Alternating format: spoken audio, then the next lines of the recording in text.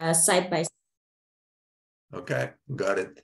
Bonjour tout le monde, je m'appelle Eddie Oldfield, je suis un chef de projet avec Quest et c'est le 5e atelier de notre session webinaire Promouvoir l'efficacité énergétique à travers le management du sol. Avant que nous commençons, si vous avez des questions, n'importe quoi, essayez-vous de les mettre dans le chat. Si vous ne parlez pas, mettre votre microphone sur mute, comme on dit en anglais. Prochaine étape, prochaine diapositive. Merci. Oui. Excuse. Alors, pour aujourd'hui, nous avons une présentation de Daniel Savard, président de DecoDesign, association senior avec Quest et un Registered Planning Professional. On va prendre une petite pause avant de faire un exercice avec une carte pour faire appliquer tous les principes que nous avons appris pendant la série des webinaires et on va faire un compte rendu au fin. Alors, s'il n'y a pas de questions, nous allons passer la parole à Daniel Savard. OK. C'est à vous. Merci, Eddie. Je vais commencer par rappeler le but que je vise vraiment avec cet exposé et avec la formation. Mon but est vraiment de faire en sorte que les dirigeants, les décideurs deviennent les héros des événements dont ils ont à faire face. Je vise à aider ces gens à adopter des mesures de mise en œuvre en efficacité énergétique, incluant des principes et concepts en durabilité qui vont permettre d'aménager des projets qui respectent l'environnement, de répondre pratiquement à toutes les problématiques sociales dont les collectivités ont à faire face et d'obtenir des revenus adéquats qui permettront d'offrir des aménagements durables ayant de grandes capacités en efficience énergétique et des services adéquats à ceux qui vivent dans ces aménagements.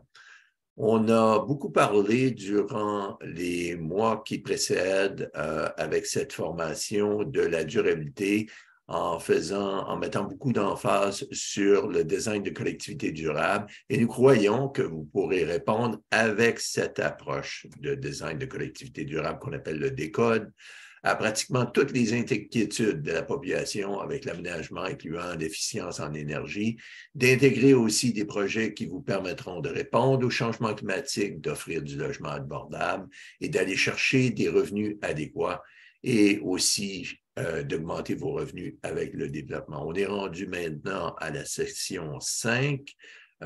Pour vous donner un peu un rappel, la première session qui s'est passée au mois de septembre de l'an dernier, nous avons présenté le cadre qui était l'approche design de collectivité durable. Par après, on a emmené des morceaux du puzzle, si on pourrait dire. Au mois d'octobre, on a parlé de collectivité abordable et de logement abordable. Au mois de novembre, on a parlé d'infrastructures grises et vertes.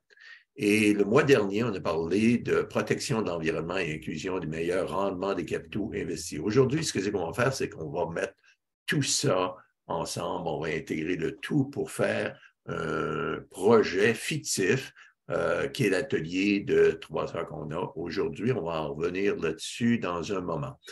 Mais avant de commencer, pour ceux qui ne me connaissent pas, mon nom est Daniel Savard, je suis le président de ma compagnie qui s'appelle DecoDesign. Je suis un urbaniste professionnel certifié par l'Institut canadien des urbanistes et aussi un urbaniste professionnel du Nouveau-Brunswick. J'ai une maîtrise en urbanisme de McGill et aussi une maîtrise en administration des affaires de UNB. J'ai plus de 35 ans d'expérience en aménagement de territoire avec spécialisation en durabilité. J'ai travaillé dans les secteurs privés, publics et sans but lucratif. Et avec le Gulf of Maine Council, j'ai reçu ce qu'on appelle, ce qu'ils appellent eux autres même le Visionary Award pour le projet du village en haut du ruisseau dont on fait référence à travers la formation. Ce projet-là est établi à Dieppe au Nouveau-Brunswick. Je suis un associé senior avec Quest. Et maintenant, on est rendu dans l'atelier lui-même. On va parler de comment on peut prendre toute cette approche-là qui s'appelle le décode avec les différents morceaux du puzzle ensemble pour voir vraiment l'image du type de lotissement qu'on peut bâtir sur une propriété donnée. OK. Pour obtenir le maximum de l'atelier, on recommande aux gens d'aller sur le site de Quest et de regarder pour les diapos que nous avons mis sur ce site-là, que ce soit au niveau de l'approche elle-même, que ce soit collectivité abordable, infrastructure, protection de l'environnement.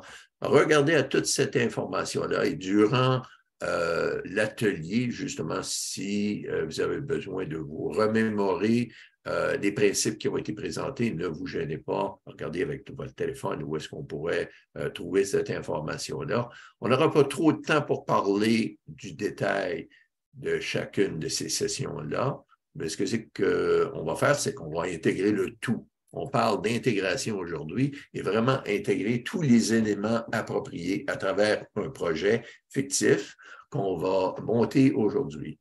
Et pour suivre un peu l'exemple du village en haut du ruisseau, ce qu'on avait fait, c'est, bien entendu, on avait parlé de préconditions, on avait parlé d'étapes et d'éléments de design, on avait parlé de l'égalité, on avait parlé aussi de comment intégrer les parcs et l'agriculture urbaine. Et aujourd'hui, on va vraiment voir de quelle façon qu'on va intégrer tous ces éléments-là. Parc, agriculture urbaine, éléments de design qui vont être pertinents pour notre lotissement à travers l'atelier lui-même.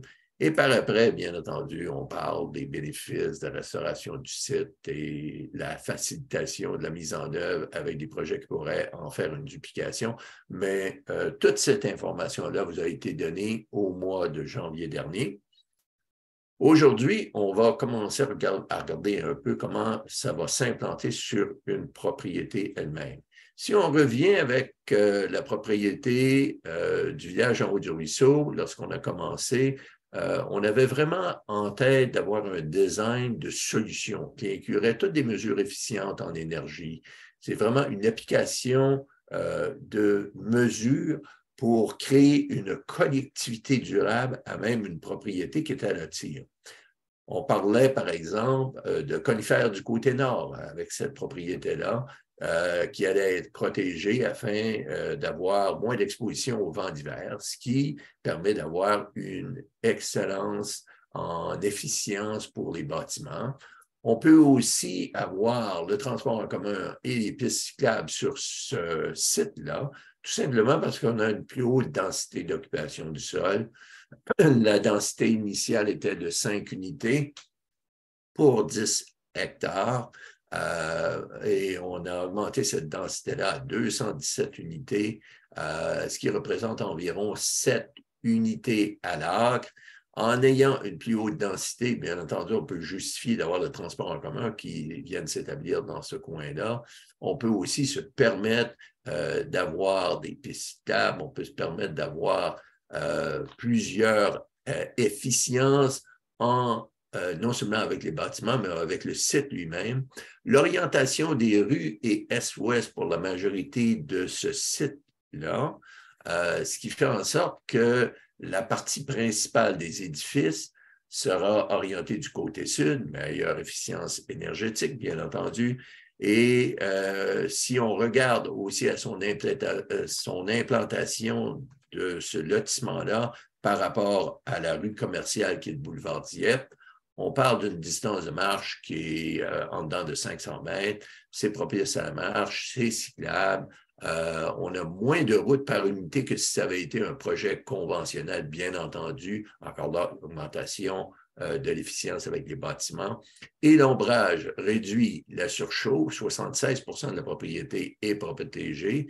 Ça veut dire qu'en été, on réduit la surchauffe, on a la protection des vents, des grands vents d'hiver, qui fait en sorte que les bâtiments vont avoir une meilleure efficience en énergie. 76% de la propriété est protégée, ça représente une récupération de carbone d'environ 1260 tonnes. Tout ça étant dit, OK, on regarde à tout ça et on dit, comment peut-on en faire le design? Aujourd'hui, lorsqu'on va regarder à travers l'atelier, on va essayer de voir de quelle façon on peut prendre toute cette information-là et pouvoir en monter un projet de design avec le site lui-même. On va commencer par une récapitulation de ce que c'est qu'on a parlé dans le passé. On a parlé des éléments suivants. On a parlé de connaître sa communauté, de comprendre les problématiques et le design, connaître son site, vendre l'idée, recommander des concepts en design et ajuster le design. OK. Lorsqu'on commence à regarder à sa communauté, que ce soit une communauté à travers l'atelier qu'on va faire aujourd'hui ou que ce soit une communauté avec un projet qui va s'implanter dans une communauté donnée, une des premières questions qu'on va se poser, c'est quelles sont les caractéristiques importantes que la communauté voudrait adresser à même le lotissement qui va s'établir sur une propriété donnée. Est-ce qu'on a des questions au niveau de l'efficience en énergie qui devront être prises en considération? Est-ce qu'on parle de problématiques aussi avec la source d'eau potable? Par exemple, la ville de Québec, j'avais été approché par eux parce qu'il y avait justement un problème d'eau potable et ces gens-là voulaient voir si le concept d'école pourrait les aider à bâtir de façon plus intéressante et d'avoir un développement qui fasse plus de sens pour protéger la source d'eau potable. Lorsqu'on parle d'un lotissement, de quelle façon la localisation de ce lotissement-là va avoir une interaction avec le centre-ville, de quelle façon aussi ça va avoir une interaction avec tout le secteur résidentiel. Est-ce qu'on va avoir une mixité d'usages résidentiel, commercial, industriel à même le lotissement lui-même? Est-ce qu'on va prendre en considération aussi la récréation avec ça? Qu'est-ce qui est unique avec le site? Chaque site est unique et on doit prendre avantage justement du site pour en sortir la valeur ajoutée. On va revenir là-dessus dans un moment. Comment pouvez-vous aussi vous positionner à travers votre projet d'aménagement pour aller chercher au niveau international les travailleurs du savoir et l'investissement qui fait du sens? Ce qu'on appelle, en fin de compte, l'exercice en arrière, on appelle ça SWOT analysis, ou trouver ses forces, ses opportunités, ses problématiques et ses menaces et voir de quelle façon on peut répondre avec des concepts de design qui vont amener une meilleure durabilité avec nos aménagements. OK. Lorsqu'on commence à comprendre le design, on doit se poser des questions au niveau du lotissement qu'on voudrait bâtir qui serait plus viable avec l'efficience énergétique.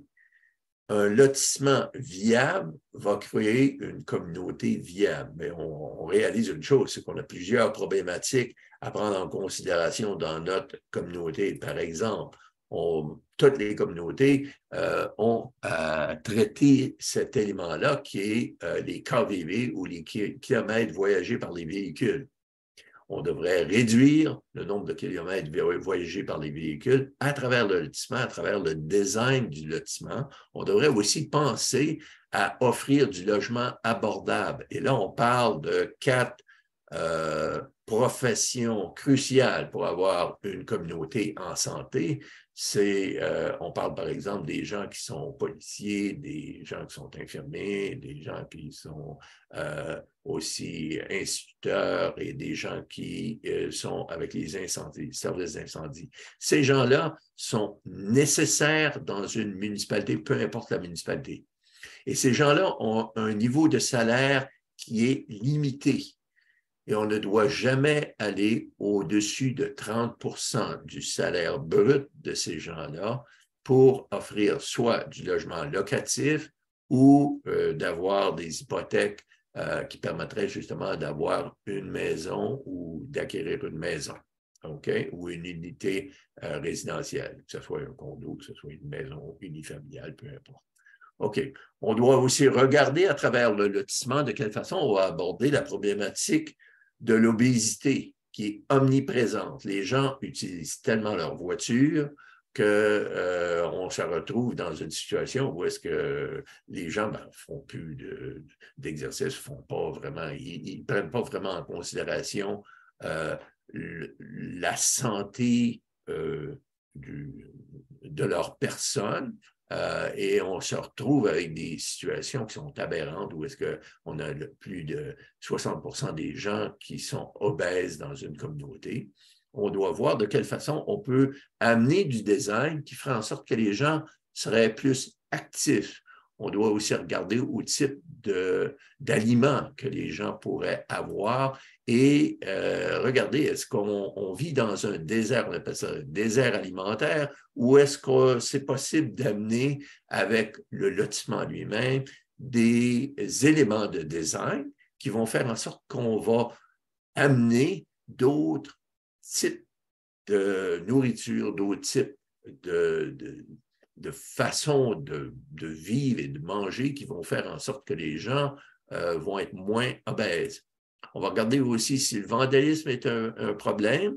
On va regarder aussi si le crime est un problème et de quelle façon on peut le réduire. Et peu importe le type aussi de problématiques qu'on pourrait amener qui seraient spécifiques à notre communauté, que ce soit au niveau environnemental, social ou économique. On regarde à toutes ces problématiques-là, puis on se pose une question, est-ce qu'il y a des solutions? Bon, pour vous en donner un peu, un exemple de ce que c'est qu'on peut amener avec même le lotissement lui-même. On pourrait amener, par exemple, une mixité d'usage ou d'utilisation du sol qui ferait en sorte que vous auriez non seulement du résidentiel, mais vous pourriez avoir du commercial, d'industriel ensemble qui ferait en sorte qu'il y ait une bonne interaction et aussi une bonne densité d'occupation du sol, d'amener d'autres modes de transport que seulement le transport de voitures particulières, ce qui voudrait dire du transport actif et d'amener aussi le transport en commun dans nos communautés, faire en sorte aussi qu'on offre à même le lotissement les jardins communautaires. De quelle façon ça va avoir un impact sur notre communauté pour offrir des légumes et des fruits qui soient sains pour les gens qui habitent dans le coin, et de voir aussi de quelle façon on peut améliorer l'interaction sociale, à même le lotissement, et regarder aussi à la protection de l'espace vert et des instruments de planification qu'on pourrait utiliser qui vont vraiment faire une différence pour mettre en application ce genre d'approche-là avec le design qui serait unique et qui serait plus durable, et aussi d'avoir le maximum de design pertinent pour le lotissement qu'on voudrait bâtir, qui serait un lotissement durable. OK. Ceci étant dit, ben là, on regarde à tous ces designs-là, puis on se pose des questions. On va commencer par des questions qui sont vraiment terre à terre, qui commencent vraiment par où est l'espace vert. C'est crucial de commencer à cette phase, à ce niveau-là. Trouver ce qu'on appelle l'avoir vert, de faire en sorte que les gens aient une valeur ajoutée. Ce que les gens achètent de nos jours, ce n'est pas une propriété, si on pourrait dire une maison, mais c'est vraiment un aménagement. Et ce qui amène la valeur ajoutée, ça va être l'avoir vert qu'on va avoir avec notre communauté et les services qui vont être autour.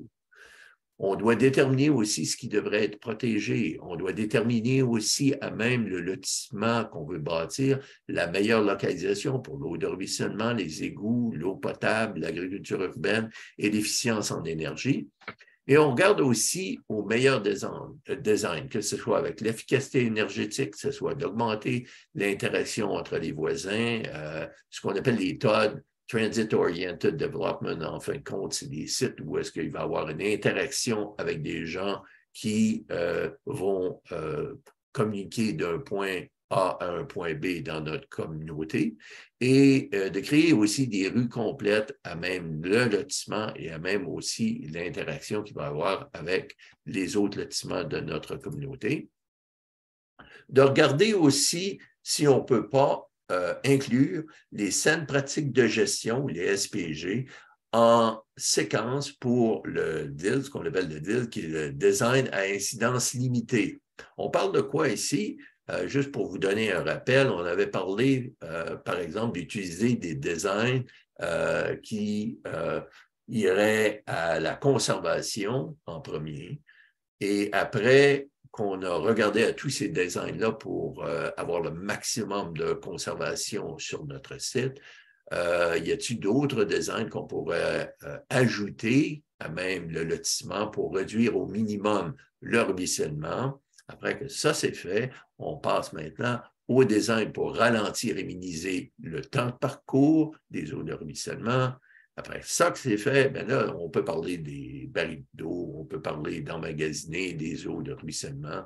Et finalement, il faut vraiment parler prévention de la pollution avec tout ça. OK. Ceci nous permet aussi de regarder de quelle façon ça va s'implanter sur notre site. Si on regarde ce qui s'est passé sur le site du village en haut du ruisseau, lorsqu'on a eu nos discussions, les gens du coin nous ont dit, bon, ben OK, voici de quelle façon ça va s'implanter sur le site du village en haut du ruisseau. On va regarder à des canalisations plus petites, à des débranchements. On va regarder aussi à avoir des terres humides qui soient aménagées, d'avoir des bordures de trottoirs coupées, des rues plus étroites, des bassins de rétention, des jardins pluviaux qui soient linéaires ou des jardins pluviaux sur place et des baissières de biorétention qui ont fait partie justement du projet lui-même et qui sont implantés de nos jours si vous allez visiter ce site-là. OK. Bien entendu, ces éléments-là vont selon la problématique qui va être déterminée à partir du début. Okay? Et lorsqu'on parle de lotissement, on doit aussi regarder aux opportunités pour vendre l'idée de ce type de lotissement-là. Une des opportunités qui est dans toutes les communautés, en fin de compte, c'est d'utiliser le savoir et le savoir-faire de nos jeunes. Les jeunes ont beaucoup d'idées. Entre autres, nous autres, ce qu'on avait fait, pour vous donner un rappel, on avait approché une école secondaire et on avait demandé vous pourriez nous donner ou donner au conseil municipal vos idées pour la mise en place d'éléments d'aménagement de l'espace vert pour créer un parc écologique sur le site lui-même. Et c'est exactement ce qu'ils ont fait avec des pistes d'exercice, des labyrinthes. Et on présentait ça au conseil municipal et les médias d'information étaient là.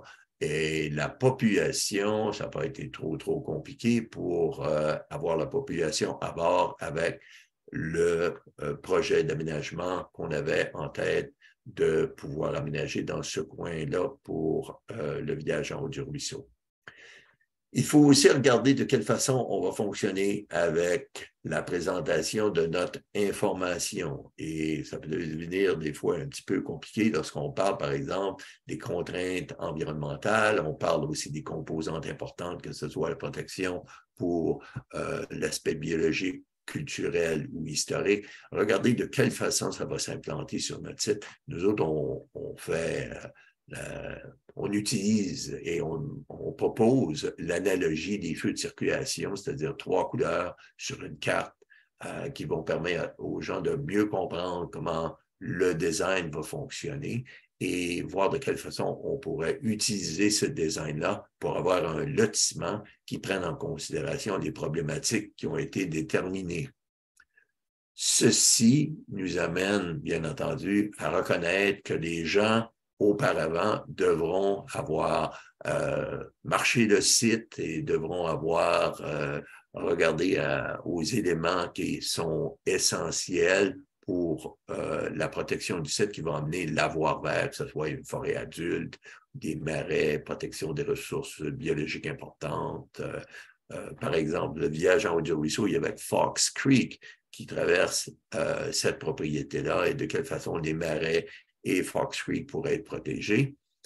Et après qu'on a justement déterminé nos contraintes environnementales, on regarde de quelle façon on peut ajouter à tout ça des caractéristiques importantes, que ce soit au niveau biologique, naturel, terre agricole, culturel, historique, qui représentent les zones en jaune.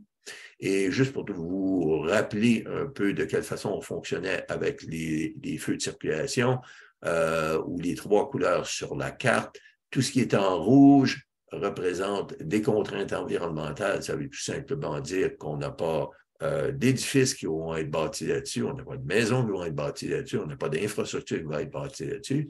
Les zones en jaune correspondent à des zones à composantes importantes à protéger le mieux qu'on pourrait, mais on peut ajouter avec ça soit des saines pratiques de gestion des eaux de ruissellement, on pourrait avoir des routes qui pourraient passer là, mais on ne bâtit pas de maisons là-dessus. Et les zones vertes qui restent, c'est vraiment le secteur ou des régions où l'aménagement doit être densifié le plus possible. On devrait avoir une meilleure interaction. On devrait voir de quelle façon ça pourrait fonctionner ensemble pour avoir un projet qui soit vraiment durable. Vendre l'idée est extrêmement important. Et on parle de quoi ici? On parle de trouver ce qui fait vraiment vibrer les gens de votre communauté. Je sais qu'il y a des gens qui appellent ça des designs de conservation, qui appellent ça design de conservation, design de collectivité durable, des projets d'école, mais vous pouvez appeler ça des projets verts, vous pouvez appeler ça des projets, en fin de compte, qui représentent quelque chose d'important pour la communauté, qui va faire en sorte que la communauté va s'identifier au projet lui-même.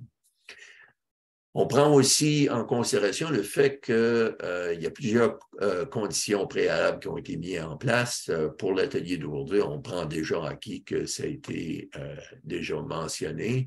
L'analogie des feux de circulation sur les cartes aide à mieux comprendre comment l'aménagement va s'implanter. Dans le cas de l'atelier d'aujourd'hui, on a mis déjà les couleurs sur les cartes. Vous n'aurez pas à vous en faire trop sur l'aménagement lui-même et des zones qui sont à protéger.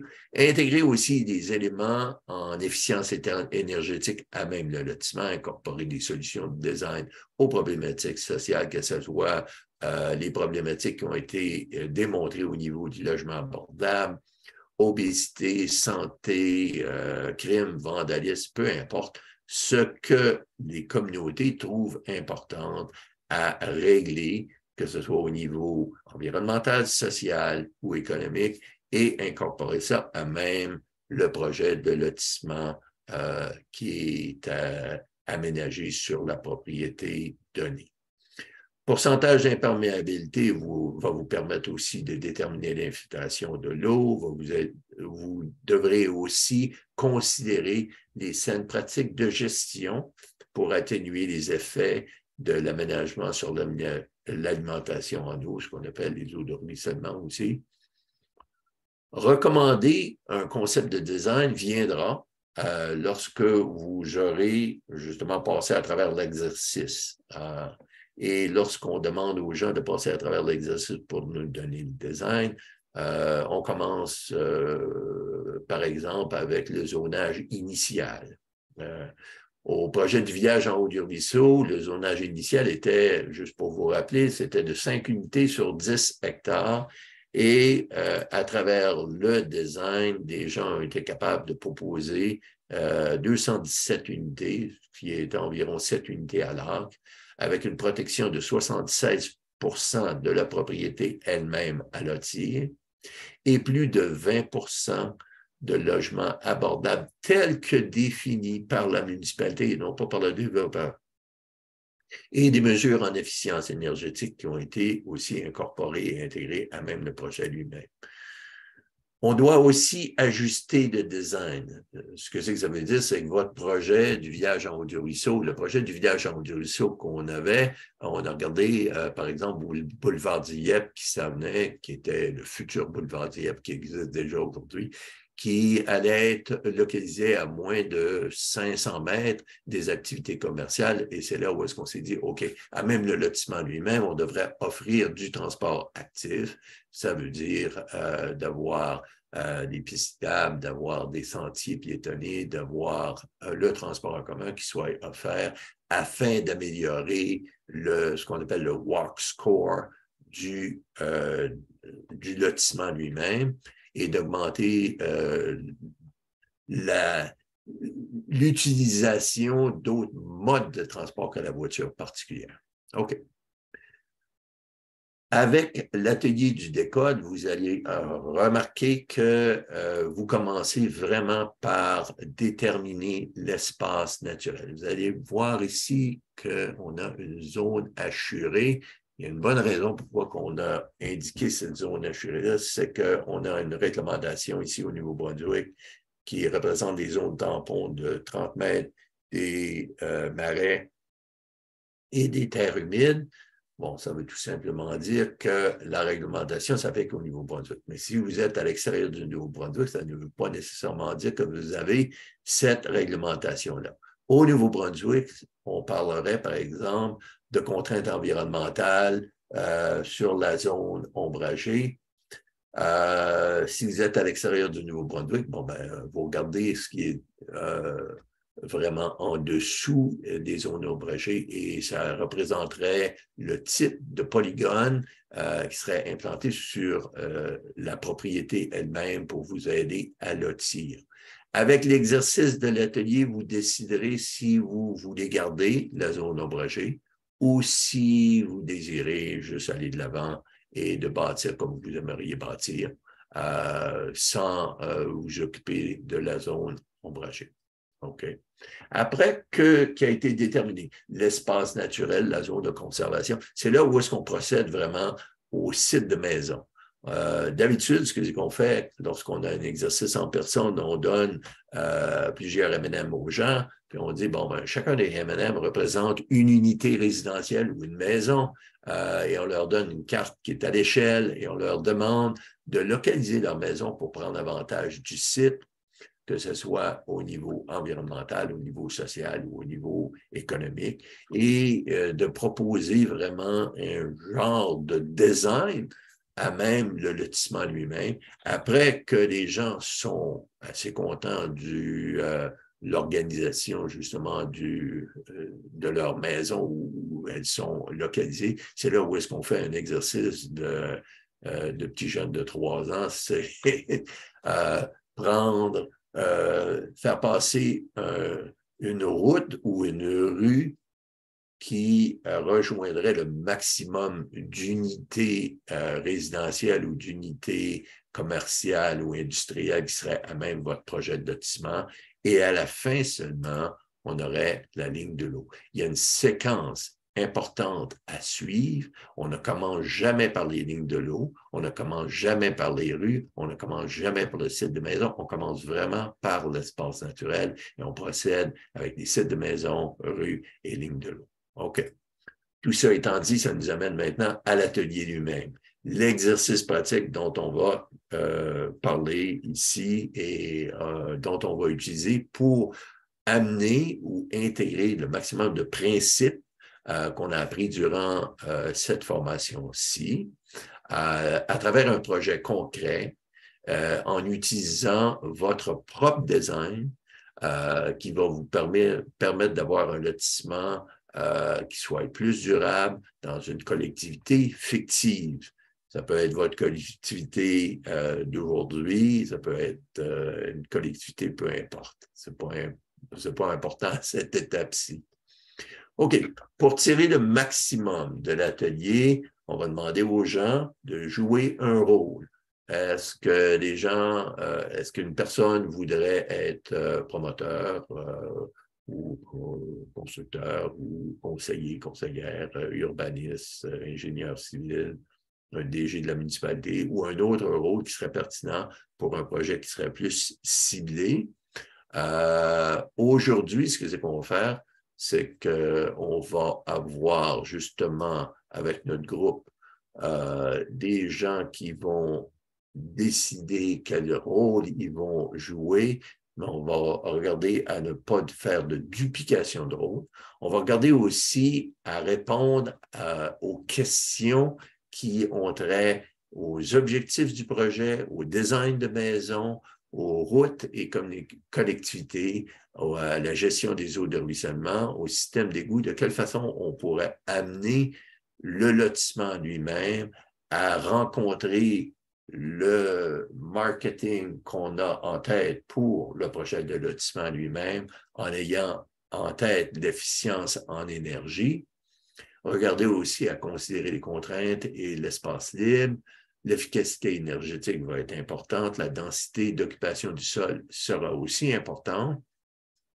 Et regardez de quelle façon on va avoir une meilleure connectivité avec nos rues, que ce soit au niveau de la servitude, portions asphaltées, routes d'accès, qui sera responsable des rues, gestion des eaux de ruissellement.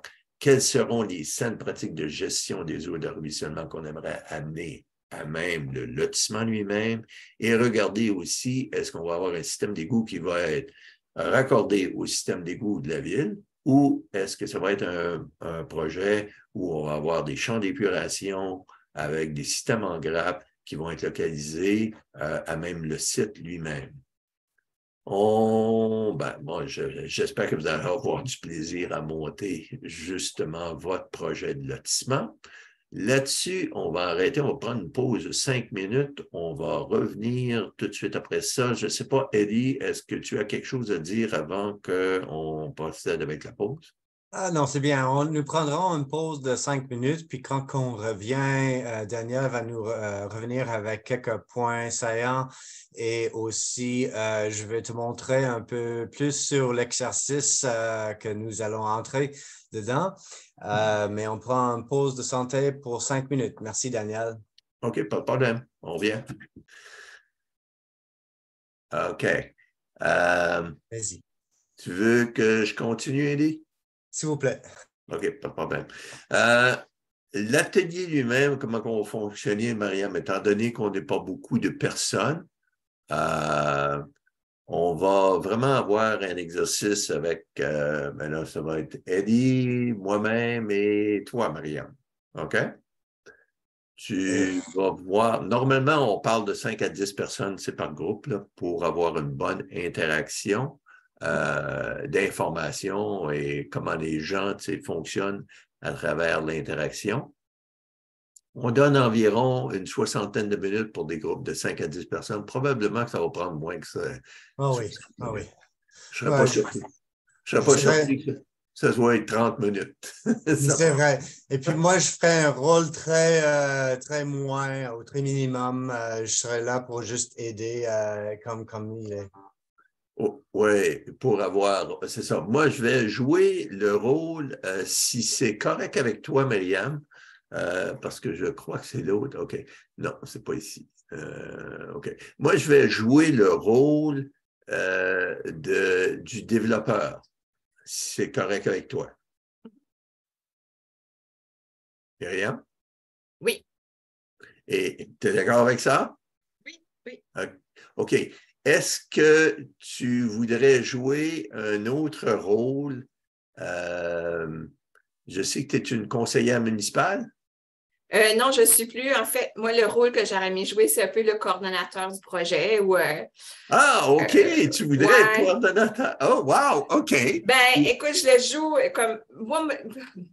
Mon objectif avec cet exercice ici, c'est de penser à mon projet immobilier, puis un peu me mettre dans la situation. Là, fait que, Ah, OK, OK. c'est pour ça que je me dis, ben, je coordonne. Ben, d'une manière, c'est ça le rôle un peu que je joue ici. Non, je suis plus conseillère. Moi, là, je suis employée. Je suis au développement économique et incluant l'hébergement. OK. Ouais. On va prendre comme tu viens juste de le mentionner, on va dire que tu vas être la coordonnatrice du projet, tu vas être l'urbaniste du coin. OK? C'est toi qui vas nous aider avec l'urbanisme ou l'aménagement du site lui-même. Ça te va? OK. OK. Puis, Eddie, quel rôle veux-tu jouer? Pour moi, c'est membre du conseil, mais c'est vraiment au fin, je fais rôle minimum. OK. Membre du conseil qui, lui, est plus observateur que n'importe quoi. OK. Oui. OK. Ce qui va arriver, c'est que nous autres, on a à préparer justement une proposition pour le conseil municipal. OK? Ou le conseil, on va dire, c'est le conseil des Hautes-Terres. OK? On a ici un peu un exposé des faits. C'est un peu l'histoire qui va avec ça. La propriété, environ 10 hectares, est inondée à l'occasion. C'est les zones ombragées en rouge sur la carte là on va justement utiliser dans un moment. Le constructeur veut construire, ça c'est moi, là, je veux construire au minimum 50 maisons. OK?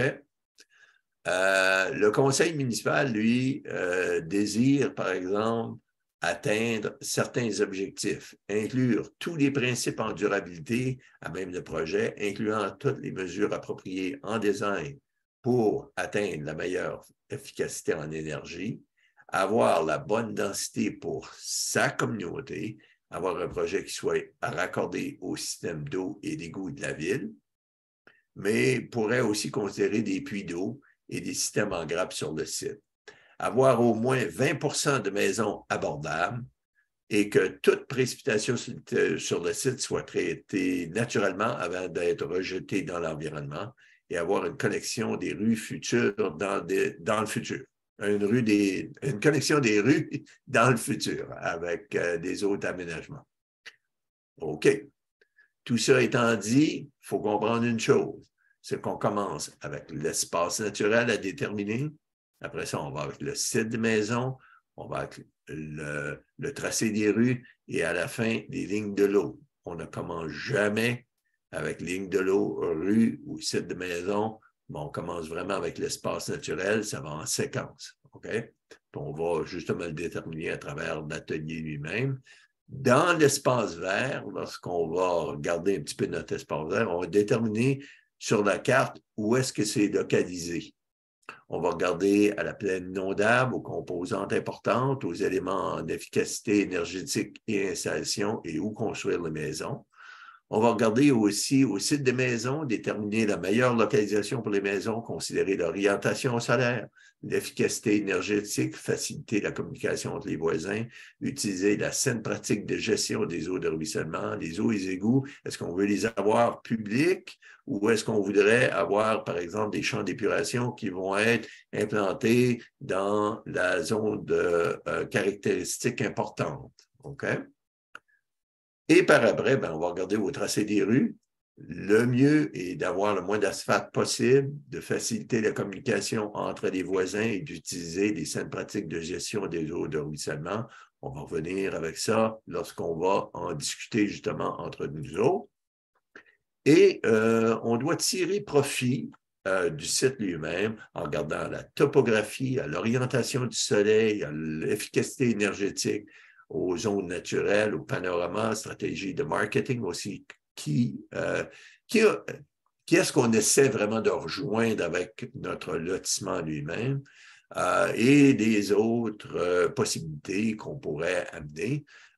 Faut faire attention, bien entendu, à l'eau potable et aux fosses septiques, à la gestion des eaux de ruissellement, au tracé des rues, aux éléments en efficacité énergétique et de ce que c'est qu'on pourrait amener qui pourrait être une préoccupation ou une problématique avec notre lotissement. OK. Tout ça pour avoir une ébauche qu'on va présenter au conseil municipal et le conseil municipal va décider si oui ou non ils sont contents avec le projet qu'on est en train de présenter. Dans chaque salle d'atelier. Actuellement, on a plusieurs salles d'atelier, là, Myriam, mais aujourd'hui, on n'aura pas plusieurs, on en aura une seule. OK? Dans chaque salle d'atelier, on a identifié des rôles. Moi, je vais jouer le rôle du développeur. Je suis en train de me demander, Myriam, aimerais-tu mieux jouer le rôle du développeur? Pas de différence. Étant donné que tu as en tête justement d'amener un projet. OK. OK? Ça fait que si tu joues le rôle du développeur, moi, je vais jouer le rôle du planificateur. OK? OK, parfait. On va changer de rôle. On va switcher. OK. C'est ça, exactement. Puis, ça va t'aider, toi, à mieux comprendre ton rôle. Mm-hmm. Et comment tu vas pouvoir l'amener justement avec un projet avec les Hautes-Terres. Jouer aussi, joignez votre groupe avec le Mural, OK, on n'a pas plusieurs groupes, on en a un seul, décider qui présentera au conseil. Est-ce que ça te va de présenter l'information au conseil? Myriam? Oui. Tu Oui, m'entends? ça... Ah, OK. La raison pourquoi je te dis ça, c'est parce que moi, je ne peux pas jouer deux rôles. OK? Puis il y a une bonne raison, c'est que je suis le maire de la municipalité. Fait que j'ai un membre du conseil et un maire, moi, sur ma board. OK? Ça va bien. Sauf que je ne joue pas le rôle de maire Non, c'est correct. durant, C'est ça, correct. durant l'exercice. l'interaction. OK. Mais OK. quand tu C'est vas... juste au jugement, là. Ouais, à la décision. C'est juste un jugement. Parfait. Non, C'est il n'y a pas vrai. de trouble. C'est OK. bon. Hein? Et comme All moi, right. je prends vraiment observation. Si je peux vous aider, je vais le faire. Mais avant de commencer, j'aimerais vous montrer l'exercice un peu avant d'entrer dedans. Est-ce que c'est correct?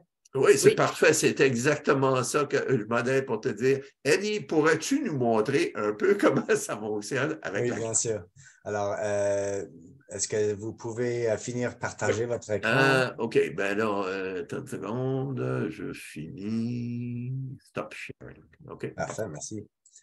Alors, pour nous, en premier, je vais te montrer les résultats de l'exercice que nous avons fait avec la groupe anglophone. C'est peut-être pas une bonne idée. Non, ben, ça sera un peu comme ça. Alors, Ouais, va juste pour, surtout pas dans le détail. OK? pas dans le détail, mais juste pour vous montrer que c'est un exercice interactif avec qui vous pouvez monter tous les principes de développement durable Oui. dans votre communauté. Alors, OK. on commence avec une carte à peu près comme cela. La première chose à vous dire, c'est que pour naviguer sur la carte, si vous voulez mettre la carte de côté à côté, c'est vraiment de cliquer sur votre bouton gauche et de faire ça. Si vous voulez zoomer, c'est justement si vous avez un roue sur votre souris, c'est de faire le zoom. Si vous n'avez pas un roue sur votre souris, il y a aussi le moins et le plus ici que vous pouvez utiliser. La première chose que nous allons faire, et je vais te montrer tous les éléments ici, la première chose, c'est de décider c'est quoi les rôles que nous allons jouer. Alors déjà, nous savons que le développeur, ça serait Myriam. C'est vrai? Exactement. Ouais. Maire et conseiller. Mais c'est Daniel puis moi, mais c'est après l'exercice. Planificateur, c'est Toi, Daniel. Eddie, tu vas rester le conseiller même après l'exercice. C'est ça, c'est ça. OK, après ça, la chose qu'il faut faire, c'est vraiment d'écrire vos objectifs. C'est quoi les objectifs pour cette communauté? Les objectifs en termes d'efficacité énergétique, de logement, d'abordement, tout ça. Après cela, on utilise la carte pour y mettre les unités de maisons unifamiliales, les maisons de ville, les appartements, les condos. On va les mettre sur le terrain qui serait disponible pour faire le développement. Alors, pour vous faire comprendre, tout cet endroit ici en rouge, c'est un endroit qu'on ne peut pas placer d'infrastructure. Ici, avec la ligne bleue, c'est comment on appelle ça en français, là, Daniel? La zone assurée, on peut décider oui. si ça va devenir une zone de contrainte environnementale ou que la réglementation du Nouveau-Brunswick ne s'applique pas. C'est vrai. Okay. Puis après ça, les zones qui sont significatives pour des raisons biologiques, ça serait en jaune, et les zones pour développement sont en vert. Exact. Et puis, pour le faire, il faut seulement utiliser votre mouse, votre souris, puis prendre les maisons et les mettre là où vous le voulez. Les maisons de ville, les appartements, les communautés, les unités commerciales. Après que vous allez faire cela, l'autre étape, c'est d'ajouter les routes, les zones agricoles ou les espaces verts. Et si vous voulez, il y a des autres outils optionnels, des bassins d'eau pluviale, des arbres, des bâtiments à zéro net, des sources de chaleur résiduelles qui pourraient être utilisées dans la communauté, même des panneaux solaires, des moulins à vent, des bornes à recharge pour les véhicules électriques et des stations arrêt pour le réseau de transport. On a aussi des lignes pour les transports actifs. Alors, c'est vraiment juste les mettre sur la carte où que vous voulez. Okay. Est-ce qu'il y a des questions? Est-ce que tu voudrais un petit peu jouer avec les outils, Myriam, avant qu'on commence? Est-ce que je peux? Oui. Oh, oui, mais c'est ça qui est l'idée, là. Je vais mettre le lien dans notre chat. Si vous pouvez prendre le lien, mettre dans ton browser et nous rejoindre dans le mural. OK.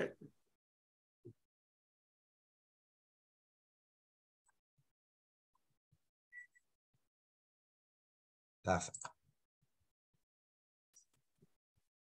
Alors, à ce point-ci, je ne pense pas qu'il y a trop de besoin pour que je partage mon écran. Alors, je vais, quand on est dans le mural, Daniel, si vous pouvez commencer avec la description des objectifs avec Myriam. Moi, ce que je te recommanderais, Myriam, c'est qu'on mette nos objectifs. On a plusieurs ici post-notes là, qui sont en jaune. OK? Oui. Puis ce que c'est que tu peux faire là, Myriam, c'est moi, je suis le maire de la municipalité et tu me présentes ton projet. Et vas-y, tu le vends.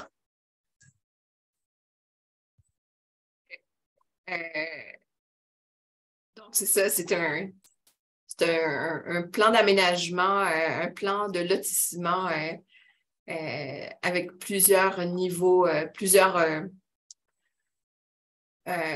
tranches économiques. Je dirais que ça va du abordable à des gens un peu plus à l'aise. Oui.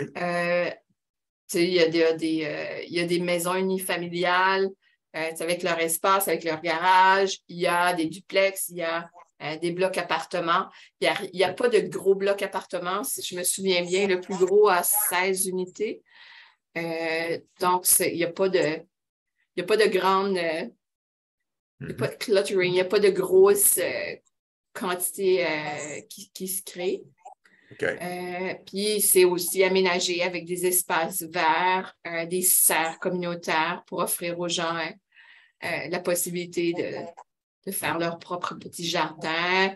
C'est accessible par la véloroute, puis qui rejoint les grandes artères.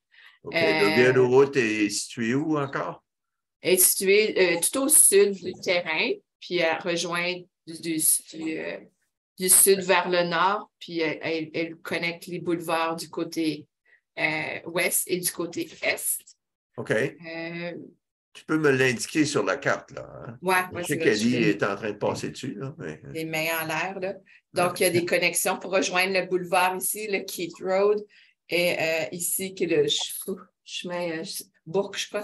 Oui, c'est ça, chemin Bourg, ouais. Puis aussi pour revenir rejoindre les rues ici au nord. Et, mais là, on tombe sur ici, je pense que c'est des lots privés, ça. Hein? Oui, ça, c'est des lots privés. Mais on sait une chose, c'est que ta piste cyclable qui passe de l'ouest à l'ouest, de l'est à l'ouest, va être connectée avec le nord au sud. Oui, absolument. C'est ça, avec un parc pour enfants qui serait aménagé à l'intérieur. Puis des connexions de rue. Ici, c'est le bassin des eaux la récupération des eaux pluviales serait là parce que la rue, il y a une rue qui va transverser, qui va connecter les deux allotissements, si je veux dire, ou les deux parcs. Deux pôles, OK. Les deux pôles ou les deux... c'est un peu ça. On parle de combien d'unités? On parle de 120 unités, si je me souviens bien, 120 unités qui est un mix de 1, 2 et 3 chambres à coucher. Ça varie du 500 pieds carrés à du 3000 pieds carrés. À du 3000 pieds carrés. Oh, wow. Ben, la maison unifamiliale, ouais, peut-être 3000, c'est peut-être beaucoup, là. Je dirais peut-être plus de 2500, 2200 pieds carrés. La maison unifamiliale, 3 chambres à coucher. OK. OK. Yeah. Puis, le type de marché que tu vises principalement? Oui, ben c'est ça, c'est le travailleur. C'est les gens qui travaillent tout près dans les écoles, dans les foyers de soins alentours. Donc, c'est une classe de métier, la classe ouvrière. Donc, OK. c'est du revenu moyen à monter. Oui, OK. OK. Moi, j'aimerais que tu me dises, en tant que municipalité, bon, je regarde ton projet, je trouve ça intéressant, là, ce que c'est que tu m'amènes ici. Mais nous autres, en tant que municipalité, on ne veut pas perdre notre chemise, OK? Puis ça veut dire que nous autres, il va falloir donner des services à ces gens-là, que ce soit les services d'ambulance, services de pompiers, peu importe. Qu'est-ce qui me dit que je ne perdrai pas d'argent avec ça? Parce que le taux, on va dire que si tu ne sais pas, notre taux de taxation présentement est d'environ 1,50 au 100 d'évaluation. De quoi parle-t-on? Ben, 1,50 de taxation, ça veut dire 120 logements. Donc, dans les coffres de la municipalité, c'est 120 logements de OK, plus. 120 logements, le prix moyen des logements va être de combien? Moyen, je te dirais que c'est la maison unifamiliale, on parle de 200 000. Okay. Mais si on parle du logement de 16, par exemple, 16 units appartements de 2 chambres à coucher, c'est probablement c'est 120 à 130 000 la porte, quand même, ou à peu près en moyenne. 125, disons 125 000 la porte. Fait que je dirais un average de quoi? 170 000 peut-être. Oh boy, c'est bas. La porte. Ouais. Donc, c'est l'assiette fiscale, c'est l'assiette fiscale de la municipalité qui va augmenter. Ouais. Moi, en tant qu'entrepreneur, je demanderais un break sur la taxation, peut-être surtout en ce qui concerne les blocs. Ouais. Mais là, nous autres, là, on n'est pas fort là, sur donner de la taxation, là, moins cher. Là. Okay. Ce que c'est qu'on veut, par exemple, on n'a pas de problème à augmenter le nombre d'unités parce que tu nous as parlé au début de 50 unités. Là, maintenant, tu nous proposes 120 unités. OK, ouais. Qui nous a été proposé, on va dire que moi, j'ai rencontré, là, comme urbaniste, j'ai jasé avec eux autres. Là. Ouais. Et tu es en train de nous proposer 120 unités. On donne la possibilité de faire 120 unités. Ton coût à 200 000 d'unités, je trouve ça trop bas. Je ne serais pas surpris que dans ton coin, où est-ce que tu habites, dans les Hautes-Terres, c'est plus que 200 000. Oui, absolument. Ouais. C'est quoi? C'est 250, 300? Pour un 3 chambres à coucher, 2 garages, ouais, c'est plus 250 000, ouais. Ouais, OK. On va dire que... C'est rien de luxueux, là. C'est de base, là. Exactement. Fait que moi, je te dirais, là, en moyenne, là, tu parles probablement de 225 000, si on prend toute la moyenne, là, le haut, le bas, puis on met tout ça. Environ 225 000 par unité. OK. OK. 225 000. Puis, on multiplie ça par le nombre d'unités. On parle de 120 unités. Oui. OK. Là, ça nous revient à... On va chercher quelque chose. 225 multiplié par 120. On se retrouve avec 27 millions. 27 millions en vente. OK? En revenu de vente. Revenu à 1,50 au 100 d'évaluation, on se retrouve avec 120 unités sur 25 acres, 120 unités sur 25 acres.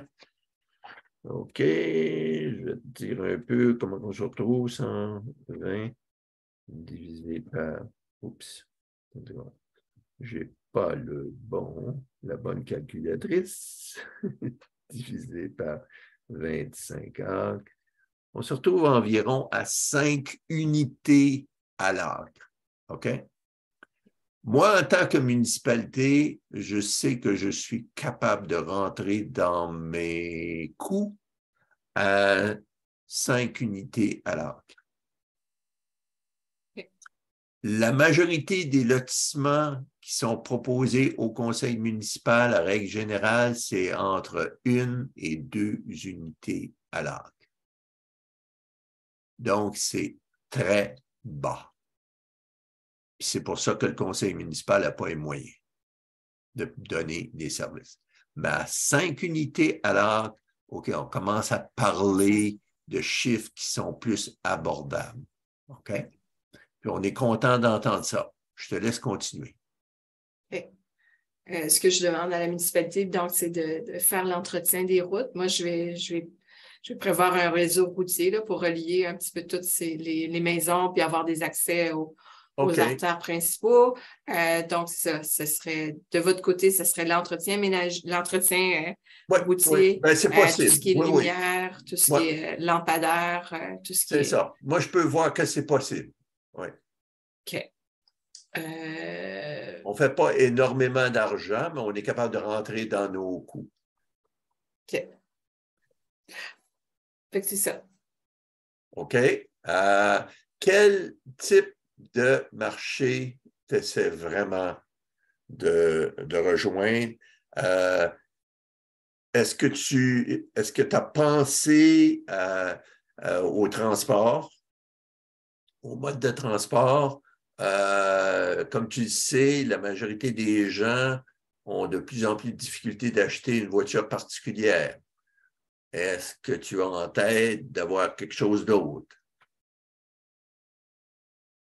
J'en ai peut-être pas mentionné, mais j'aimerais avoir une borne électrique. C'est ça, la classe que je vise pour ce quartier-là, c'est vraiment des travailleurs. Donc, tu sais, qui conduit la Honda Civic ou la Honda CR-V, je dirais que ce serait le type moyen de véhicule qui va se promener là. Ouais, mais là, tu parles encore de voitures particulières, là. Moi, je te parle d'autres modes de transport. D'autres modes de transport, tu veux dire le réseau routier, que l'autobus vienne là-dedans et... oui, mais là, si tu as un autobus puis tu as seulement, je t'ai mentionné, tu as 4,8 unités à l'acre, est-ce qu'on peut justifier d'avoir du transport en commun dans ces coins-là? Ben, je ne connais pas ça, mais je dirais que non. Exact. Il faudrait que le résident se rende au bus stop le plus près. Oui, mais là, non, je pense pas. Tu te souviens, je ne sais pas si tu te souviens de ça, de combien d'unités on parlait au minimum pour avoir un autobus à tous les 45 minutes? Tu te souviens-tu de ça? Non. Non, je me souviens C'était pas. 7 unités à l'acre. Ah, je ne suis pas tellement loin. Ben, mais ben, tu es à 5, ben, ça commence à faire pas mal d'unités, là. Parce qu'à 7 unités à l'acre, on se retrouve à environ 7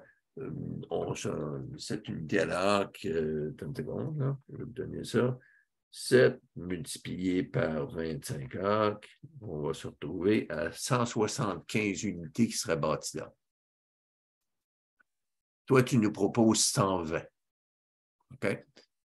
Le conseil municipal n'est pas contre 175 unités. Mais là, c'est de savoir comment tu vas les organiser. Là, juste que je fit in 50 logements de plus là-dedans. Là. Exactement.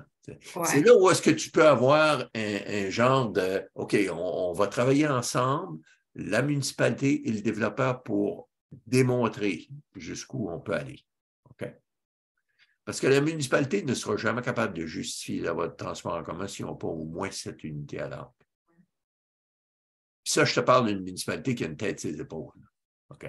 Parce que ce qu'on a souvent, c'est des municipalités où est-ce qu'ils pensent que seulement parce que tu amènes du développement, c'est bon pour les coffres de la municipalité. Ça, c'est pas vrai. Okay. Puis c'est là où est-ce que la municipalité a pensé à son affaire, puis la municipalité a dit, écoute, nous autres, on est prêts à aller à 7 unités à l'ARC, mais d'un autre côté, il va falloir que tu nous donnes 20 de logements abordables. On va dire 175 unités. 20 de ça, ce serait quoi? Ça va être 35 unités qui vont être logements abordables définis par nous autres. On va dire pour la municipalité, logement abordable, c'est environ 175 180 000 l'unité. Es-tu capable de faire ça? Oui. OK. Je suis prêt à combien de pieds carrés on parle? À du 1 000 ce serait du 1000 pieds carrés. 2000 pieds carrés pour... Non, 1000 pieds. Ah, 1000 pieds carrés, OK. 1000 pieds carrés, OK. OK, c'est possible. On est prêt à aller même en bas de ça, là, si tu le désires. OK? L'idée en arrière de ça, c'est de pouvoir rejoindre le plus de gens possible qui sont en train de chercher du logement abordable. La municipalité a vraiment à cœur de pouvoir donner au moins un coup de pouce là-dedans. Là. Puis toi, si tu veux faire partie de ce projet-là, nous autres, sommes capables.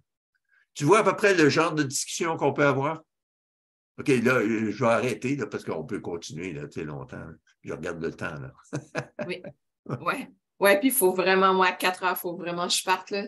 Oui, c'est ça. Puis moi, je veux terminer là, avec justement 2 ou 3 morceaux d'informations avant qu'on quitte. Mais la carte que tu proposes là, moi, je trouve ça très bien. Tu as donné ton idée. Tu as donné où est-ce que tu t'en vas avec ça.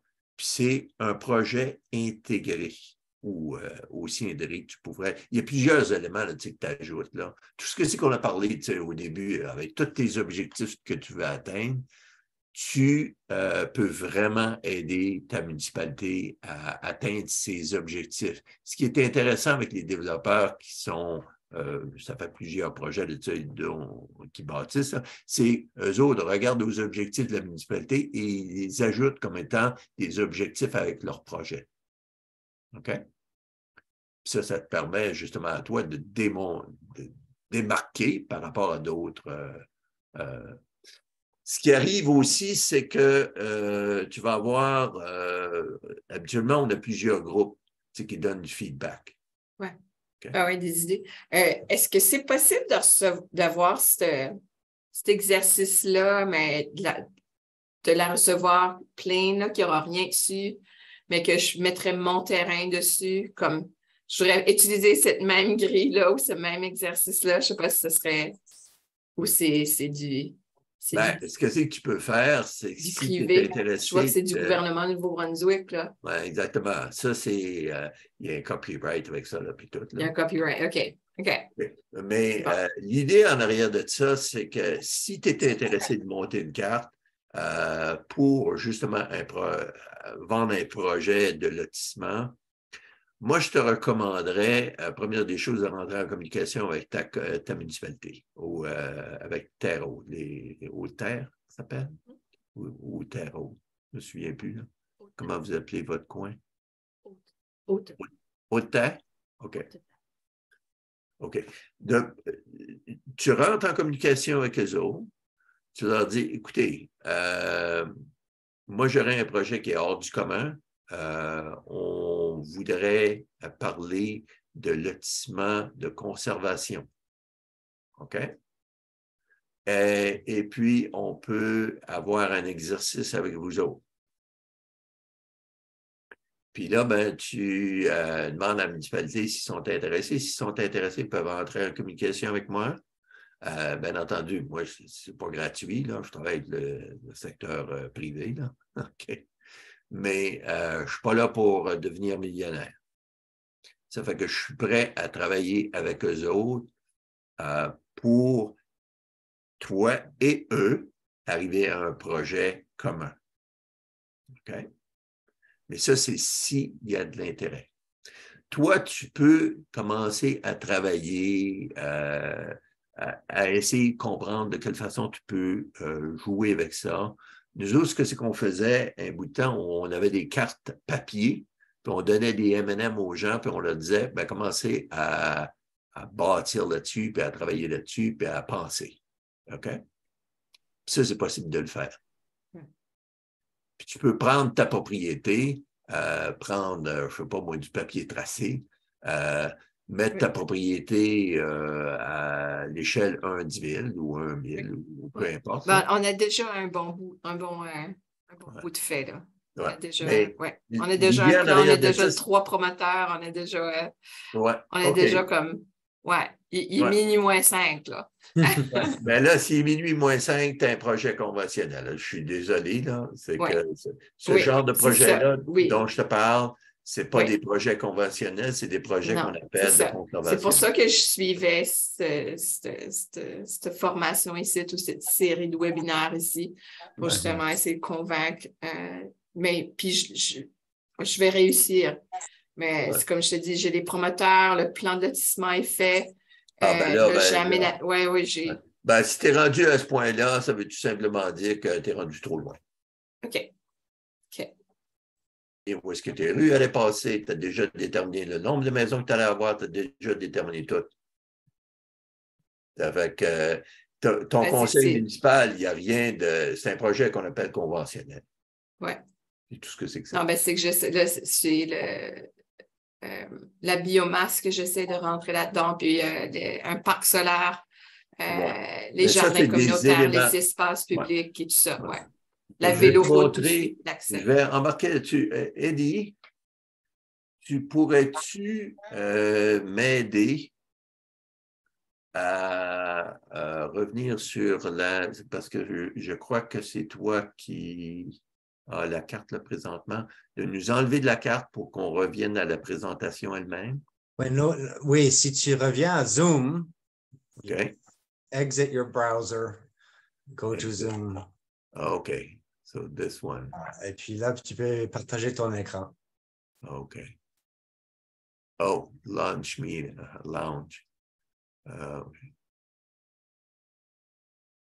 Si vous voulez. Ah, j'étais complètement perdu. OK, attends une seconde. Parfait. Share. OK, on est rendu sur... OK, tu vois la présentation, là, Eddie? Oui, c'est bien. OK. Myriam, tu vois la présentation? Oui. Myriam? Allô, Myriam? Oui. OK, pas de problème. On a décidé comme conseil municipal du projet qu'on allait avoir. Tu peux t'imaginer qu'un conseil municipal va demander probablement 2 ou 3 idées avant de décider sur un projet qui va s'installer dans un secteur de la municipalité quand c'est un secteur qu'on appelle chaud. Hein? Puis l'idée en arrière de ça, c'est d'avoir un conseil municipal qui va vraiment... T'as-tu enregistré tout ce qu'il y a, Eddie? Pas l'exercice, non. Juste la présentation d'après. OK, juste la présentation d'après. OK. Le conseil municipal va regarder à l'information qui t'est présentée par un des développeurs, va regarder une autre présentation qui est présentée par un autre développeur et habituellement, ce qu'ils font, c'est qu'ils choisissent seulement qu'un développeur. Mais la municipalité aurait intérêt à prendre une combinaison des meilleures idées et d'avoir un projet qui soit vraiment intégré, mieux intégré avec une meilleure durabilité. OK. Si on ne voit pas de changement réel, on a parlé de ça au mois de janvier, habituellement, ce qu'on se retrouve, c'est que les gens mettent beaucoup d'emphase sur du matériel et des éléments de durabilité, par exemple des panneaux solaires ou des choses comme ça.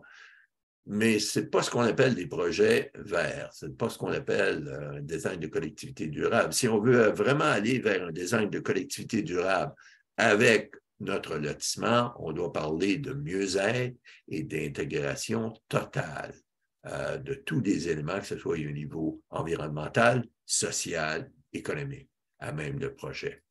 Et puis en bout de la ligne, c'est regarder de quelle façon on peut intégrer le tout pour atteint tous les éléments qu'on voudrait viser avec notre projet et toutes les étapes afin d'avoir un projet qui soit intégré et qui soit vu par la municipalité comme un projet autonome. Okay. Et on arrive à la dernière question qui est vraiment, ça c'est vraiment la question qu'on s'est posée, où est-ce que moi je suis allé voir Charles un bout de temps, puis j'ai dit à Charles, j'ai dit, si tu avais à recommencer, est-ce que tu le ferais encore? C'est pas moi, ça c'est pas moi la question de la photo, mais Charles, c'est le monsieur avec la chemise en blanc. Puis mon Charles, ça a été direct sa réponse. La réponse est oui. C'est évident que Charles a très bien compris que pour lui, on ne parlait plus maintenant de 2,5 millions de ventes de maisons, mais on parlait d'au moins 40 millions pour lui, pour un aménagement de 24 de la propriété, ça veut dire que c'est des coûts moindres au niveau de l'infrastructure, et d'avoir tous les éléments que lui voudrait amener à même le lotissement et d'avoir un projet qui soit plus durable. Là-dessus, si tu es intéressé ou si les gens sont intéressés, ils peuvent entrer en communication avec moi. Moi, ça va me faire un plaisir de travailler avec eux autres pour monter un projet de durabilité et un projet qui soit plus communautaire et durable. Certain que tu as quelques questions, Myriam. Ne te gêne pas. On va essayer d'y répondre du mieux qu'on pourrait. Est-ce que tu as des questions toi-même, Eddie?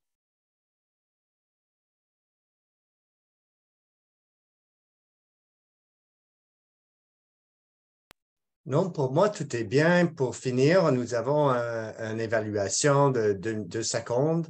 Je vous remercie, Daniel, pour la présentation, pour l'exercice et pour Myriam pour y participer. Comme Daniel les a dit, si vous avez des questions, vous pouvez les poser à nous. Si vous allez aux prochaines diapositives, ce sont les courriels électroniques.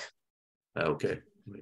Oui, alors à ce moment-là, je vais arrêter l'enregistrement. Merci beaucoup et je vais faire lancer le pôle évaluation. Okay. Pas de problème.